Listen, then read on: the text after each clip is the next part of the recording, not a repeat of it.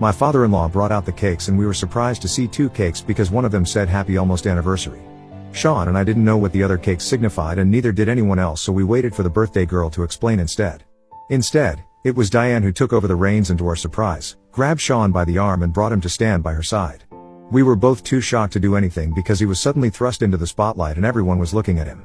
Then Diane began to talk and explained that almost 10 years ago, on Sharon's birthday, Sean had gone down on one knee and given her a promise ring because they were both 18 at the time and were about to go off to different colleges within a few months. It had been 10 years since that day and she was still sporting that ring on her finger, which she even proudly showed off to everyone present there. She then proceeded to give Sean an awkward hug that he didn't return, and Sharon cheered them on while talking about how this time, she willingly let them steal her thunder so they could celebrate what could have been. The whole thing was so incredibly ridiculous that Sean and I just stood there silently with our mouths wide open, much like all the other guests. For a good few minutes, none of us said anything because we didn't know what could possibly be said in response to something this crazy. Diane continued to babble on jokingly about how Sean was her almost husband and Sharon was her almost mother-in-law, so this was their almost anniversary, as if we didn't understand what the joke was, and Sharon cut the so-called anniversary cake to feed it to Sean.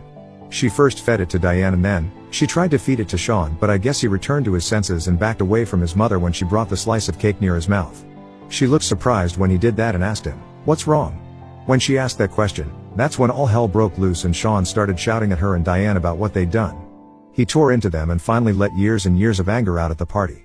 He called them both shallow, stupid, and self-involved to the point of being delusional, and said that he was ashamed that he'd even been involved with Diane and was actually related by blood to Sharon because both of them were the trashiest women he'd ever had the misfortune to ever meet. I'll admit, even I was kind of taken aback by that outburst because Sean was usually a very chill guy and rarely ever yelled or got angry at people. It took a lot to push him to the edge and Sharon had finally done it, with the help of Diane of course.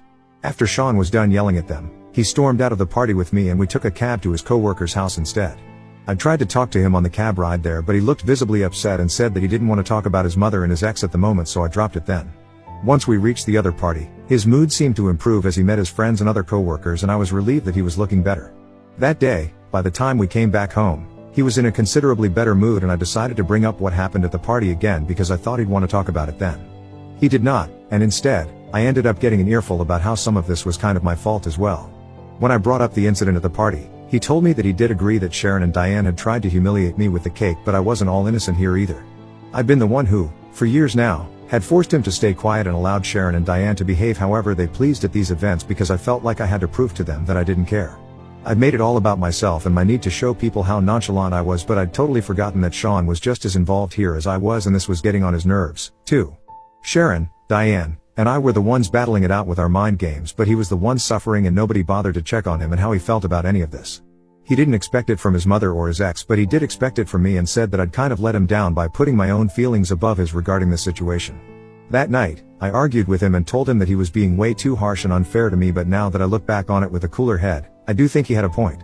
Ida for forcing my husband to stay quiet for years while his mother invited his ex to family events to put me down.